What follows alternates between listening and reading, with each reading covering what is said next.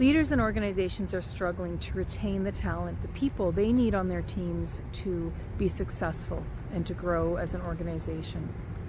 One of the reasons is the pandemic. It caused such a huge disruption globally, obviously, and it forced employees to reconsider their work arrangements, their terms with their employers, and it opened up a world of possibility with remote and hybrid work now, that employees have far more opportunities about where and how they can work. It shifted the power balance between the employee and the employer.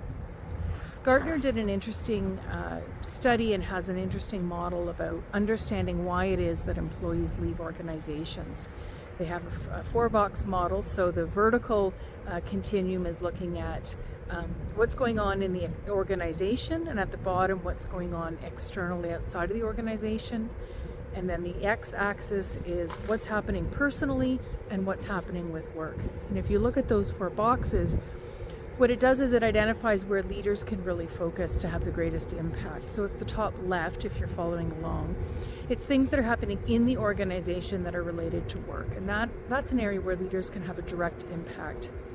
Two other areas where they can influence are things that are happening in the organization but have more of a personal nature to them, or things that are happening external to the organization but are still work related. DDI did a study, and the respondents, 33% of them identified that there's a critical need to develop internal employees. If we look at how we develop those employees, we can look at onboarding. 12% of new employees say their organizations do a great job at onboarding. That's pretty low. Studies also show that about a third of employees leave within starting an organization within 6 months, and that the cost to replace those people is anywhere between 6 to 9 months of equivalent of their salary.